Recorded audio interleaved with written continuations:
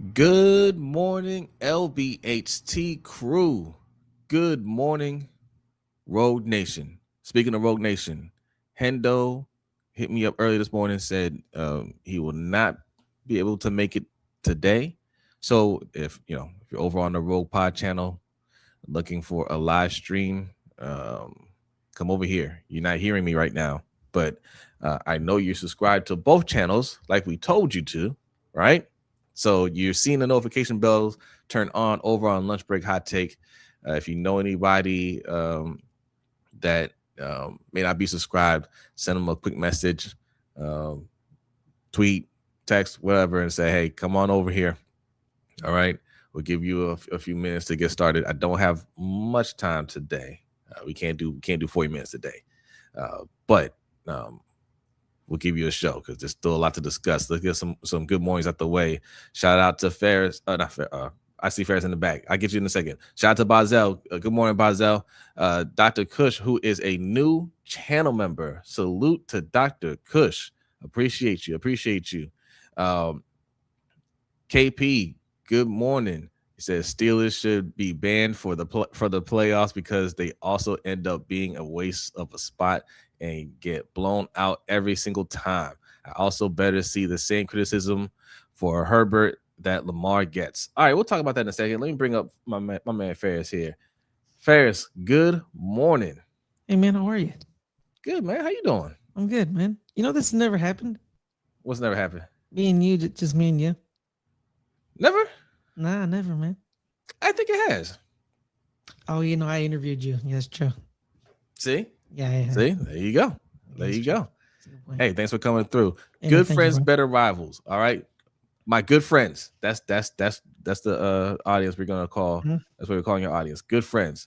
Good morning to y'all as well. All right. Make sure you subscribe over at Good Friends, Better Rivals. Look, KP says the Steelers don't belong in the playoffs. They always do this every single time. And I just want to put this out here. I don't have a problem with Mike Tomlin. I think Mike Tomlin's been handicapped by his quarterback for well over a decade.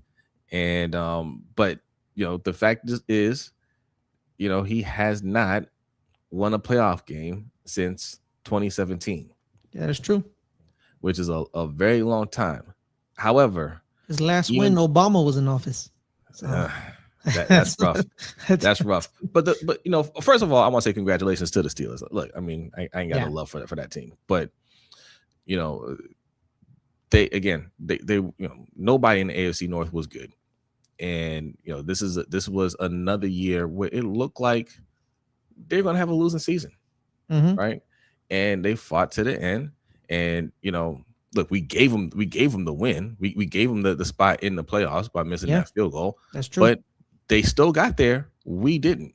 And he brings that level of consistency every year, despite his situation at quarterback. Because Aaron Rodgers is not a good quarterback. I keep telling you, he's not a good quarterback. What happened last night was what we all knew was going to happen. You know what I'm saying? Like we knew Houston was going to beat them down. Yes. Right. Like they did as much as they could, and it just fell off the rails. It is what it is, But should he be fired? Nah, I don't think he should be fired. Let me get the super chat real quick, and I'll get your thoughts, Ferris. Thank you, Dr. Kush. Appreciate that. Says appreciate the channel. Hey, appreciate you, Dr. Kush. Thank you so much. Appreciate y'all.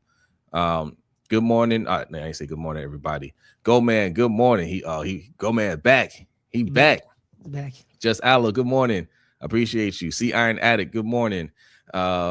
Michael Akins, good morning. He said, good morning, bro. Good morning to you. Mr. Black Ice, good morning. Good morning, everybody. Braden Royals, good morning. Who else we got in here? Team Ramey, salute, good morning. WCT or I don't know. You gotta tell me how to say that. I'm not sure who that is. IWCT. Oh, IWCT. Oh, okay. IWCT. Because because like the Wii game, like it's WII. So I'm saying we like that. Okay.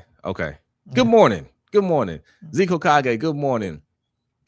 Got Coach in the house. Salute, Coach. Says just finished watching the game. Texans got busy in the fourth. Oh, did they? Not only did they get busy, even when it was a blowout and the starters came out, that defense was still hitting. Yes. Yes.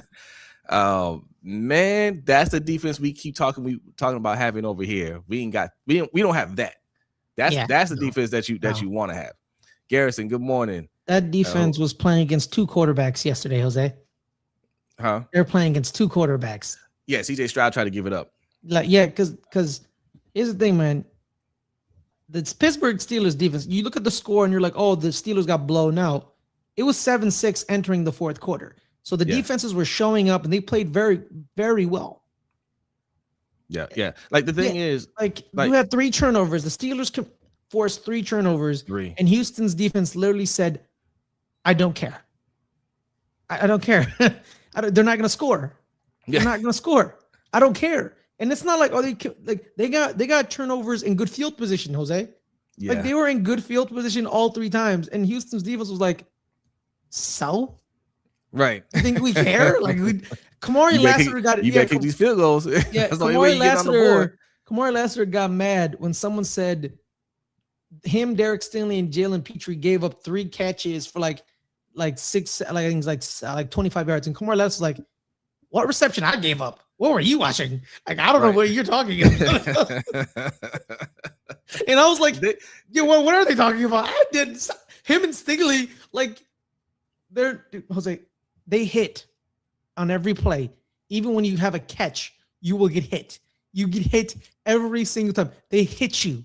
They hit you every single time. You think like, oh, it's a nice catch. Someone hits you. You get 10 yards, but you get hit. You will get hit. Even on run plays, they were coming down and hitting people. They hit. I saw Derek Stingley, like it was the first quarter. He flew down and hit their running back. I was like, damn, who was that? I thought it was the safety. They're like Stingley. I was like, damn, your quarterbacks hit like that? Dude, Danielle Hunter, one of the most underrated defensive ends in NFL history. This man, all he does is sack you. He had 1 year where he had less than 12 sacks. That was the one. I think that was the 1 year he had 7, and I think he was hurt for some games. Every year, it's at least 12 sacks. You have the star defensive end you drafted, and then you teamed him up with a veteran, just like what Denver did. They had Von Miller, then they signed DeMarcus Ware, and it's just psychopaths. They're just 2 psychopaths just coming down, and it's just like someone's gonna die. Good morning, Yolanda. Salute. Thanks for coming through. Ravens Talk with Yolanda. Make sure you go subscribe over there. Coach says, funny because Steelers got a first place schedule next season. Yeah, they do. Well, also too is that remember earlier in the season we were talking about like, oh, this defense isn't very good on the Pittsburgh side. Yeah. And then Mike Tomlin fixed it. He fixed it somehow, either motivation, scheme. He fixed it because they played very well down the stretch, and they played very well in this game. The score does not tell you the story of this game. Both defenses showed up and they shut down both offenses. Both offenses weren't as good as we thought they were, but they were shut down, But then, got to the point where one offense finally made a play or two. You know what I mean? Christian Kirk balled out. Yes. Yes. CJ Stroud, not his best game. No. Even the completions he made, it's like, man, bro, you're overthrowing it. Hit them in stride. But yeah, they were slightly better. But yeah, CJ Stroud, man, that last fumble, he had 2 fumbles in an interception. He had another fumble that he almost lost. He got it back, and the frustration on the coach's face, it said it all. D'Amico Ryans, right? Like you could tell like he just wanted to curse him out, but it's the playoffs. You gotta keep your composure. But like he was mad, right? It's like, come on, man, like you cannot. I know this morning when they go over the film, they will be discussing that, right? Yeah, because they play who they play. They play the Patriots. The Patriots. Yeah, they played. 3 turnovers. Patriots. They win. Yes. They win. Yes. They won the game. And they can beat the Patriots. The Patriots are susceptible to turnovers. It's about who plays the cleaner game. And I'm pretty sure D'Amico Ryans is going to tell them that, like, listen, you can't do that next week or we out. But if you clean up these mistakes, we'll get turnovers. We will get turnovers. We'll get stops. Because Jose, the Patriots game on Sunday, um, the Chargers shut down that offense. Mhm. Like if you watch the Yeah. game, the Chargers defense shut down the Patriots offense. Oh yeah, they scored 16 Yeah, points. exactly. They scored and they barely scored 16 points. They finally got it at the end of the game, but it was a close game all around. Jesse Minter got himself a head coaching job. That game, he got himself a head coaching job because you're like, you basically, like, come on, bro, like Tarib Still and like what Denzel, shout out to the U, shout out to Denzel Perryman. You know what I mean? Like some of these guys, you're like, who are these dudes? Who are these guys? Yeah. We know Khalil Mack, but we're like, who are these guys? He played a great game plan. And another defense who is better than that defense is the Houston Texans defense. So they can beat the Patriots because the Patriots literally were shut down this Sunday. We just saw it. I just want to point out too. This is another team that won the playoffs despite their quarterback not having A great game. a great game, right? Lamar Jackson is the only quarterback that's expected to play perfect for the team to win. Other teams, even though the quarterback turns the ball over 3 times, can still go out there and win the game. The Texans are playing the type of football that our coaching staff, our GM keep talking about having. Right? They played 2007 Baltimore Ravens football. And you know what they did in the fourth quarter too? They kept running the ball. Yeah. And they got 2 turnovers in the fourth quarter to seal the deal. You know what I mean? But Jose, Lamar can't throw that pick in that first quarter, man. He can't throw that pick in that first quarter. Even though he then, takes everything. The ball down the field and scores a touchdown, and you have a chance to tie the game, and then your star tight end who leads your franchise in receiving yards can't catch. But he can't have that interception in the first quarter, Jose. That's not okay. Hey, good morning to cousin Davon. Appreciate you coming through. Imani, salute. Good morning. Good morning. Melanator One, I see you. He says, watch media talk about CJ Stroud, but quiet about blonde boy Herbert. Yeah, Herbert did not have a great game. Herbert also made some terrible passes. Like they could have easily been up in that game. Mm-hmm. Like guys got open. Herbert just couldn't hit them. Mm-hmm. He couldn't hit them. I saw 3 overthrown passes. 2 of them should have been easily touchdowns. And like he did not play well. I think he was shell shocked, and I think his process was speeded up because he was scared of his offensive line. So he sped himself up, and you know what? It kind of bit him in the ass in the end, where the Patriots defense they hit him, they hit him hard. There was moments where he like went limp, and I'm like, yo, Justin Herbert just died. Yeah, I think someone needs to take this dude out the game because, Jesus, man. Tori, good morning. Says let's get our coach. Good morning, my brothers. Good morning to you. All right. So speaking of coaches, all right, let's get a little update on the coaching status here, the coaching interviews. This is as of yesterday. Ravens announced conclusion of interview with Dolphins defensive coordinator Anthony Weaver. That's 7 interviews down. It's Weaver, ex-Commanders coordinator Cliff Kingsbury, Chiefs offensive coordinator Matt Nagy, Seahawks offensive coordinator Clint Kubiak, ex-Browns head coach Kevin Stefanski, Browns defensive coordinator Vance Joseph, and Browns QB/pass game coordinator Davis Webb. Dragon? Wow. Okay. Yeah. I thought I thought they had already interviewed Brian Flores, but I guess that's coming up. I know they requested to interview him. Mm-hmm. Now, the only team that's requested to interview him. The only team. Good morning, Reese. Good morning. Now, if you don't know what's going on with Brian Flores, we covered this a while back. So he's filed a lawsuit against the NFL for discrimination. It's turned to kind of like a class action lawsuit. Other black coaches have joined it. Yeah. A few of them, right, have joined. Now, this whole thing started, ironically, with Ferris's Giants.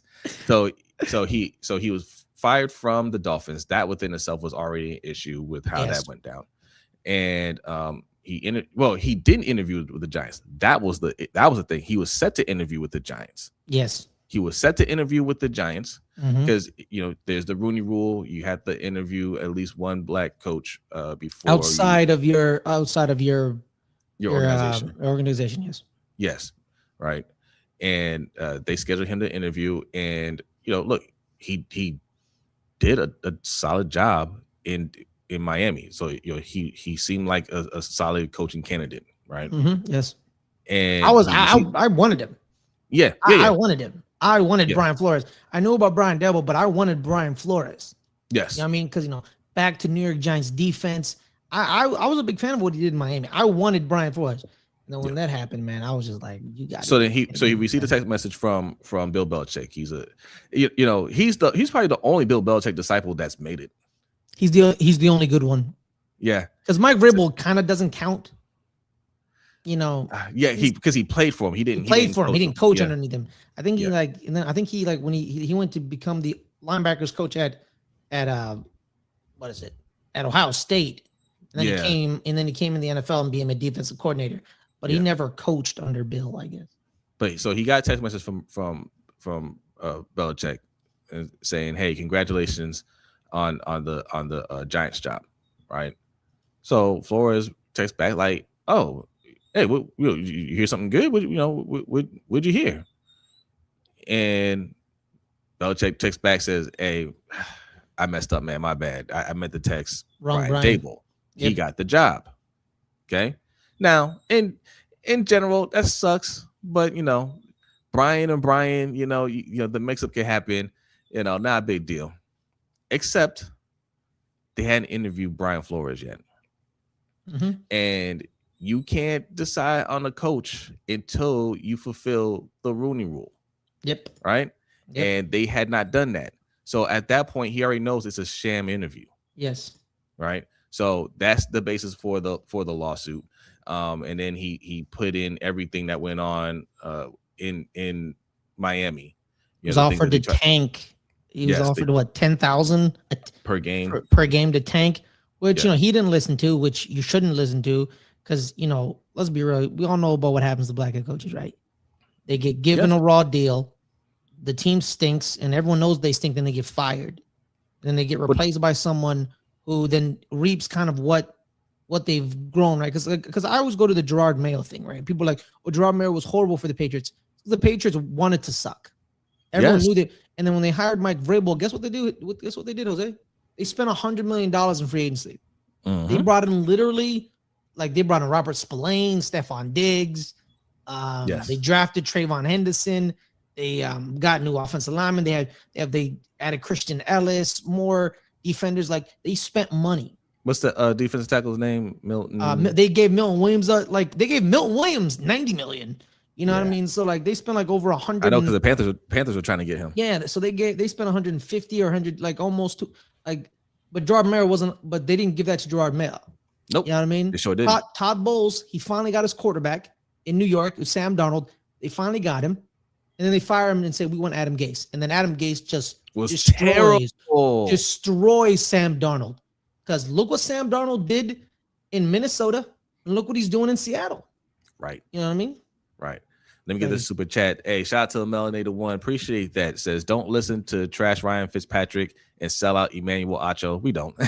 Trying to tear down Brian Flores for the NFL. We don't listen to too much mainstream media. We get clips here and there, things that go a little viral, because that's just something that people are talking about, and we kind of want to shoot that down. But Emmanuel Acho is a complete sellout. Ryan Fitzpatrick is a clown.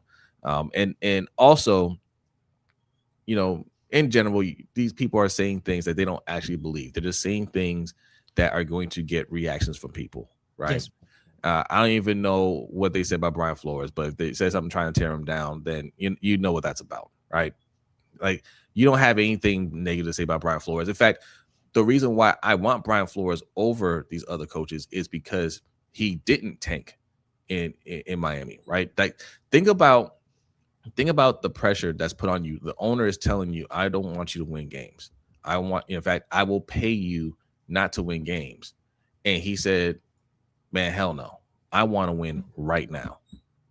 Right? Like, most coaches will be like, hey, I'm gonna go along because look, that's the boss. That's what they want me to do. Yes. But he understood the situation.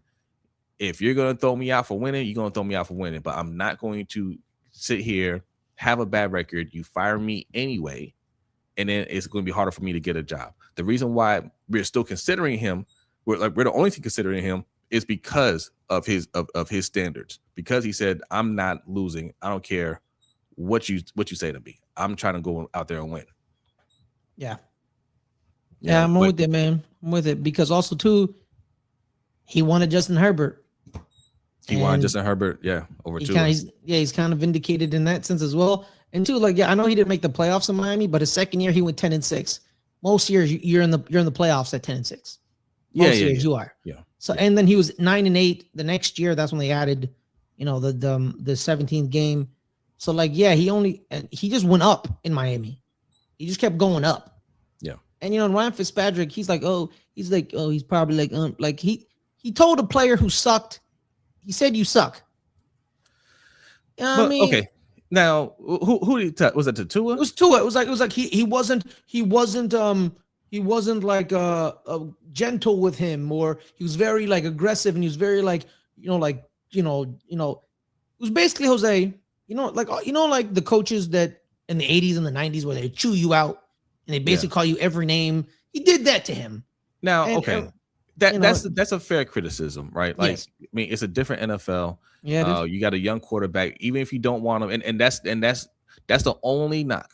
That's the only knock, and that's kind of the thing I'm worried about with defensive coaches is if you don't have your guy, right?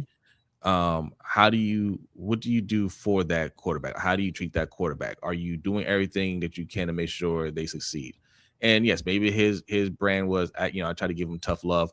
By the way, that's Sean McVay's thing too. That's why he kicked out. You thought Jared Goff was an idiot? Jared Goff, yeah. He got Jared Goff up out of there, and they said he verbally abused Jared Goff, right? But maybe that's a little bit of Brian Flores, and you don't want to do that with a young quarterback. And I would say that would be a bad look, especially since you didn't want him there, and you're kind of hard on him. You got to do what you got to do to develop the quarterback that you have, right? And that's one thing that needs to be understood when anybody that takes the Baltimore job, they need to clearly understand that this is Lamar's team.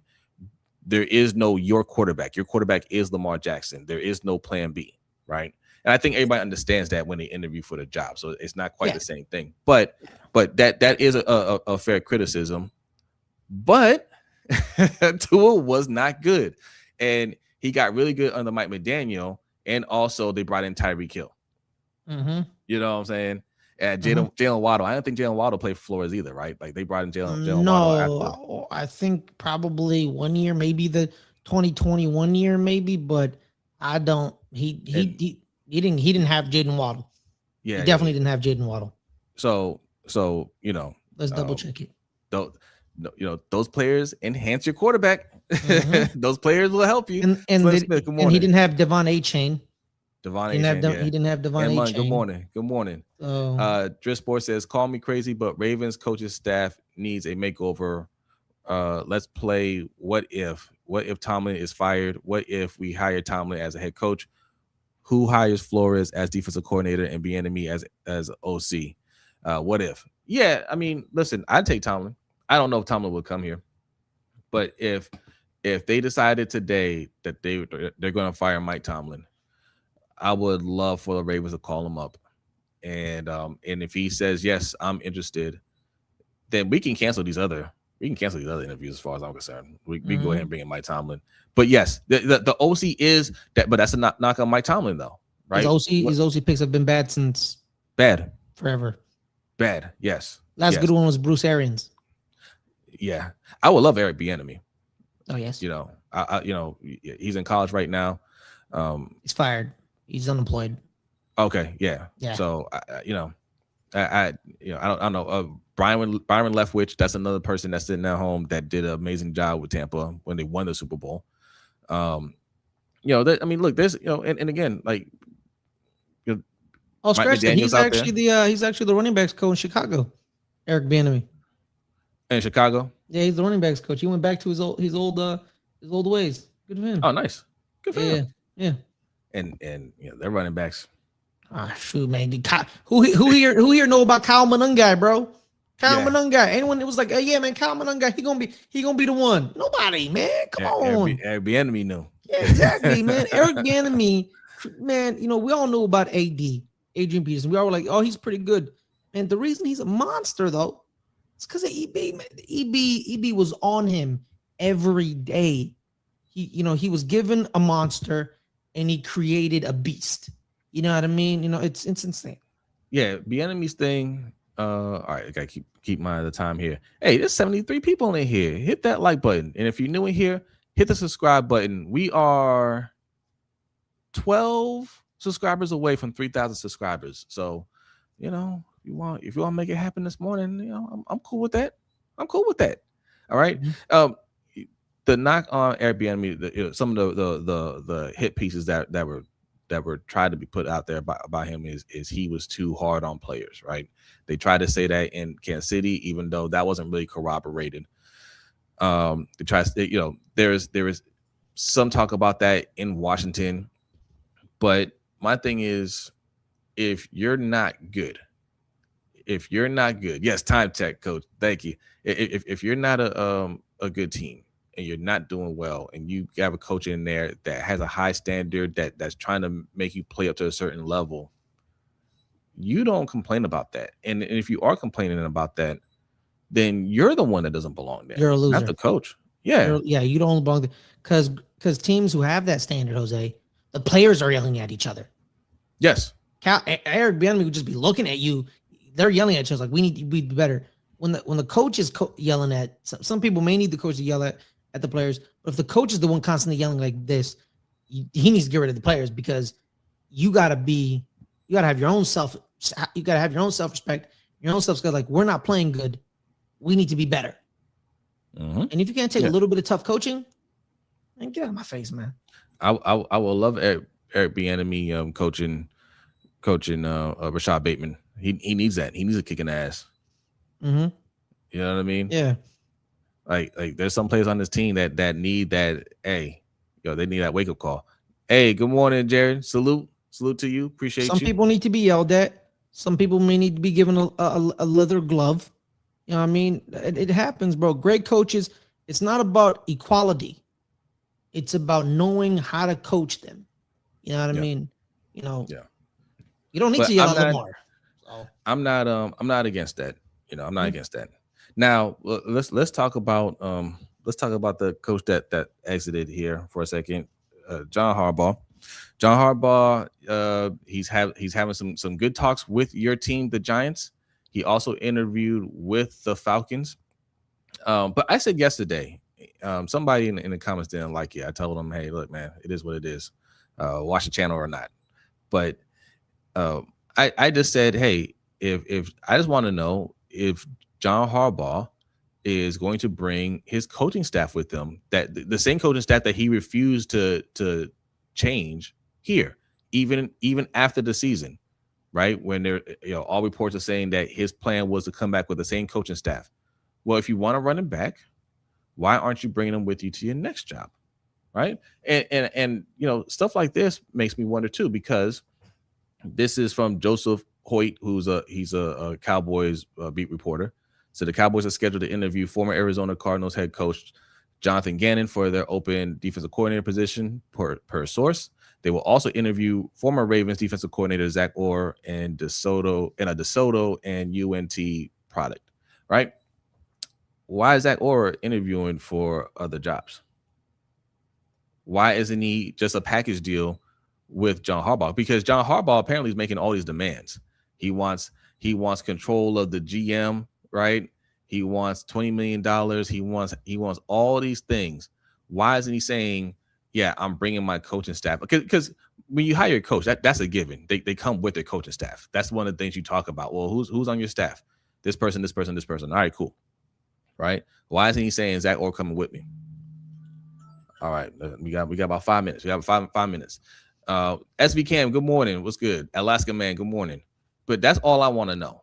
Wherever he goes, and listen, maybe he's just interviewing just to interview. Maybe he does go with John Harbaugh. But that's the thing I want to know. If he ends up in New York, which all signs are pointing towards New York, I want to know, is he bringing Zach Orr with them? Now, I don't think Monken is going with them, right? As much as they try to clean up that, he's a Monken guy. I don't think Monken's going with them. But Zach Orr, I'm very curious about that. Big Grip. Hey, that's my friend Damien. Hey, what's going on? Says, good morning, fellas. I think the Ravens need an offensive-minded head coach and bring in a defensive coordinator who they are willing to have them take full control of the defense. Yes. Yeah, I agree. That's why I think you should go after like Clint Kubiak. Yeah. Yeah, the Seattle guy. I think of the names that were brought up, and he's the best because like it's either him or just interview Cliff Kingsbury. I hate Cliff Kingsbury. I hate his existence. I hate that he even exists. I hate that guy. I despise him. I literally like he's not successful anywhere. Like why? Dude, like, he's a loser. Yeah, he is a bona fide loser. This man lost at Texas Tech with Patrick Mahomes. Has an under 500 record. Then was given a head coaching job in the NFL because he got the handpick as his quarterback. Got the handpick is because the GM of the Cardinals was an alcoholic. You know what I mean? Like he's a loser. He's a loser. I don't care that people find him attractive. Losers aren't attractive. He's a loser. Yeah. Loser. That's all I gotta say. This fair sounds like Kendrick. I think there's something going on with your audio. No. He's saying I sound like Kendrick because I said I hate his existence and he's a loser. Yeah. He's my Drake. That's what Cliff Kingsbury is. Okay. No, because I generally hate that man. He's not good at his job. And I don't know why people want him to be, I'm done. I don't hate the guy. I just don't think he's I just don't think he's good. Right. I just don't think I don't think he's some offensive genius or anything like that. Follower of Christ has no audio. Follower of Christ, I think he might be the only one. You may need to churn up the audio for yourself, bro. Yeah. Does everybody else hear us okay? Just Alice says, oh, hate. Oh, I guess they hear. Mm-hmm. Somebody tell follower of Christ he can't hear us. Tell follower of Christ. They call me Buck Nasty. You know what I mean? That's on his end. Yeah. That's his. Get Kubiak, Flores, or someone from McVay. He said, okay. KP said audio cut out for a second, but it's back on loud and clear. Gotcha. Okay. That's all right, because we getting out of here pretty soon. All right. Grail says yes. Zeke says nothing but hate. And hey, Ferris, he has strong opinions about certain players and coaches. Okay. I also hate Emmanuel Acho and Shady McCoy. So that is this. I don't hate Acho. I just think he's a sellout. And so what do you think of that? He disgusts me. What do you think of that situation in Jacksonville about that reporter that everyone threw a hissy fit over? All right, we'll talk about that in 1 second. And we'll end with that. Sean Robinson salute says the best season we had was when we had is the defense was great. So we need a defensive minded head coach. We've never had a defensive minded head coach. Coach, you had really good coordinators. Our best defense in NFL history was under offensive coach. That was Billick, right? Mm-hmm. He was offensive coordinator for the Vikings before that. So we don't need a defensive-minded, head coach. I want Brian Flores, so I don't mind defense. You know what I'm saying? But we don't have to have that. We just need, more than anything, more than an offensive-minded head coach, more than a defensive-minded head coach, we need a coach that understands situational football, right? Yeah, because know when to call the right plays, know when to call timeouts. Those little nuances, what a head coach should do, time management, right? Things like that. I'm sorry, what are you saying, Ferris? No, because like he was talking about when you guys had a good defense. Mike McDaniel was your defensive coordinator. It was under John Harbaugh. That was pretty good defense. And then in 2000 was Marvin Lewis, like you said. So it's not about the head coach, like you said. It's being a good defensive coordinator. You guys just didn't have a good defensive coordinator. It was the same players. Minus one or two. Justin Madubuike was injured, but minus one or two players. It was the same defense. How did it go from being one of the best in 2023 to you had a chance to beat Patrick Mahomes to you guys cannot play defense to save your life? You know what I mean? It's the play caller. Yeah. Just need to get a good defensive coordinator. All right. So I'll play this real quick. We played this yesterday, but I'll play it again. This is Lynn Jones Turpin from she local reporter from Jacksonville who was at the press conference at the end of the Jacksonville game, giving words of encouragement to Liam Cohen in the presser, and everybody had a hissy fit about it. But we'll play it again, and then we'll talk about that. Let me see. Here we go. How you doing today? Lynn Jones, Jacksonville Free Press News. I just want to tell you congratulations on your success, young man. Thank you. you. Hold your head up, all right? You guys have had a most magnificent season. Thank and you did a great job out there today. Appreciate so you it. just hold your head up, okay? Thank and you, ladies ma'am. and gentlemen, Duval, you the one, all right? you, ma'am. keep it going. We got another season, okay? I appreciate Take it. care and much continued success to you and the entire team. Thank you, ma'am. Nothing wrong there. Most people look at that and say, "Oh, that's what's up. That was heartfelt. That was very nice of her, right?"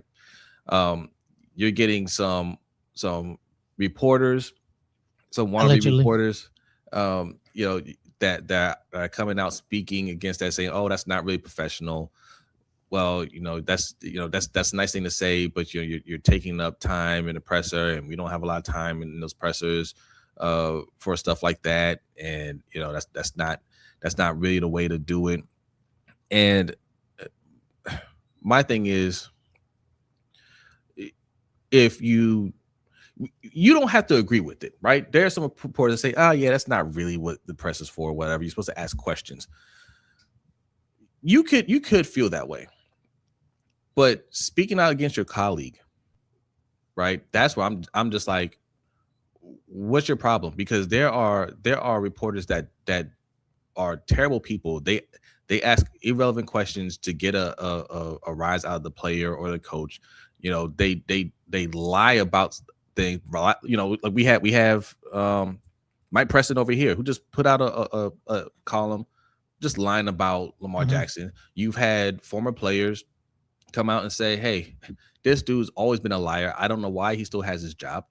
Right. But I don't hear any reporters saying, "Hey, that's not how you do things." You don't hear anybody speaking out against him. You don't hear when a reporter asks something that's out of line, you don't hear other reporters check that reporter. But when somebody says something kind to a coach, something uplifting to a coach, and something that I think it was genuine, then you have a problem with it. Why? I believe she's a 20+ year vet. She's been in this 30. game for 30. She's been in Jacksonville for 20 years. Okay. But she's been reporting for 30. She's been doing this for 30 years. She's been in Jacksonville for 20 years. She's a part of a local paper, right? So she's one of the local reporters. And this team was bad for 2 years. And they hired this guy who everyone thought was a clown in his press conference when he said Duval. Everyone was like, he's not going to be successful. And then they won the NFC South, the AFC South. Who'd they beat, Jose? They beat the Houston Texans that we have just been lauding. They had a great season. And she's a local reporter. The fans, I know a couple of Jacksonville Jaguar friends. Yes, they're disappointed that's the way the season ended, but they're damn proud of their team.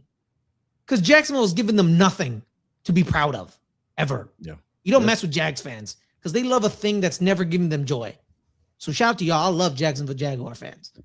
Yeah. I saw no problem with it, man. I saw no problem with it. Man, these reporters, man, they take themselves a little too seriously. At the end of the day, you're reporting sports. Sports are important to society because they give us what we want. But at the end of the day, it's still sports. You're not reporting behind enemy lines in Iraq back in 2002. So calm down, chill out, and stop taking yourself a little too seriously. Well, okay. And Melanie, the one is absolutely right. Jameson Hensley asking Lamar about Harbaugh. And that's Lamar, a valid question. Well, that wasn't a valid question. You talking about what Melanie once said, or the question that he asked Lamar? Well, didn't he ask him about how do you feel about Lamar, John Harbaugh coming back after the game, right? Is that the question? I don't think that's a valid question right after a game. That has nothing. What does that have to do with them losing that game right then and there? Okay, right? I can see what you mean. I can see what you mean. And that's why Lamar kind of lost it a little bit. Like, hey man, like I'm still stunned right now. You're asking me about John Harbaugh. What the hell?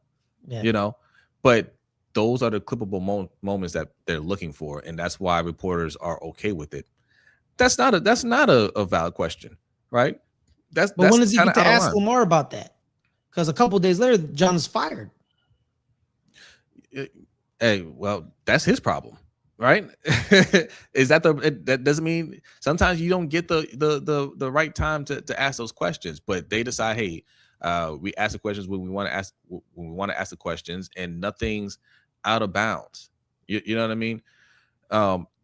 They asked Lamar Jackson about that fake report from Mike Preston. They Mm-hmm. asked John Harbaugh about those reports, and everybody shot down everything that was written, Mm-hmm. but nobody criticized Mike Mike Preston Preston. for his fake reporting. And really, just in general, if you're going to have this stand on somebody who's just saying something nice to a head coach, um, in a time where journalism, I think, is at its lowest, you really better look in the mirror and moving forward, like, think about the things that you're writing, think about the things that you're saying, look at what your colleagues are writing and saying, and make sure, because I saw a lot of fake reporting just on this whole John Harbaugh situation, Mm-hmm. right? I saw respected reporters put out different stories within 24 hours, 2 or 3 different stories. Are you calling them out on their integrity? Are you calling them out on their accuracy? Right? There's a lot of things you can criticize that are legit criticisms. Yes. This isn't one of them. So apparently, I think there's I don't know what team is it. Is it Cleveland or some team? Apparently, there's a group of reporters who cover a team that are like, they take their job like they're serious reporters, and they talk smack about the non-serious reporters. Mm. So they don't say it publicly; they say it behind their back, like like high schoolers. Mhm. Yeah, I mean, and I'm just like, you're a grown up. Yeah. We're grown ups with mortgages. Some of us got kids. Say it to my face, or don't say it at all, or I'm gonna slap you with my notebook. You know what I Well, mean? hey, What is you can this? say in your little group chat. I don't care. You can have your opinion, but yeah, you call me out publicly. Yeah, we're gonna have a problem. So then I gotta look at your resume. I gotta look at Yeah. every interview that you had and And no see. reporter got a perfect resume. Of No course not. reporter got a perfect resume. Of Like, course not. even the great ones, there's one thing you're like, you kind of messed up on that one, dog. Like Yeah. Dan Rather, man was on 60 Minutes most of my life. One report got him fired. Like that. Yeah, and also, like, and we'll finish with this. Like, you really need to check yourself. You're like none of y'all are really that important. You're Nope. asking questions that we don't need you to ask. We don't need you to ask these questions. We don't need you. Like, everybody has a social media account now. Everybody has a social media account. If I want to know what Lamar's feeling, he's going to post it somewhere. You all know Marlon Humphrey's going to post it. We don't ever need anybody to interview Marlon Humphrey. He's going to tell us exactly what he's feeling. Mm-hmm. They have social media accounts. They have podcasts. Unfortunately, he'll tell us how he's feeling. Yeah, but I mean, we don't need reporters to do this part of their job. Mm-hmm. It's just tradition. So if she wants to go out there and say something nice to the coach and lift his head up, and I could tell he really appreciated that, and that's a good thing, right? Well, Well, I just want to say this too. And what do you think? They're like, oh, well, she's pandering to him, so he can maybe give her some interviews in the future, whatever. Well, that's part of your job too. Mm-hmm. If he trusts her more than other reporters and he's willing to talk to her and open up to her more, then she did her job. That's the job. Yes. You got to create trust, but you don't over trust, because they may take advantage of you, because I've seen it. There's a clip of a Cleveland reporter doing the same thing to Kevin Stefanski. They did the same thing to Kevin Stefanski. Yeah. But they had a problem with Lynn Jones. Go figure. What's the difference between Lynn Jones and that reporter? We know what it is. All right, we'll talk more about this tomorrow. Hendo should be back. Tune in tonight at Sip to Tally Films right here. Like it says in Coach's handle, Sip to Tally. Go subscribe over there. The Ravens Roundup, 6 p.m. Eastern time. All right. And if the press conference is today for Steve Bisciotti and Eric DaCosta. So you might see me do a quick live, me and Brodney. So turn your notification bells on. Come back tomorrow. You'll see me, Hendo, possibly Ferris. And then in the evening, 7:45 p.m. Eastern time, the LBHT show. So make sure you subscribe. If you're not subscribed, I'm not sure what the subscriber count is right now. We were 12 away from 3,000 when we started the show, but we are getting very close. All right. Also hit up our Patreon, patreon.com/LBHT show. We do the overtime show, and the overtime show tonight is going to be a good one. Coach, if you want to join, I'll send you the link too. We're talking about how American basketball is coached nowadays to the kids. You mean tomorrow? Tomorrow, not tonight. Tomorrow. Yes. I'm sorry. Tomorrow. Thank you. I appreciate that. Yeah. All right. We are out of here. You have a great day. Listen, it's Tuesday. It's not my favorite day of the week. All right. If you're not feeling work today, only give them 30%. All right. Mm-hmm. Y'all be great.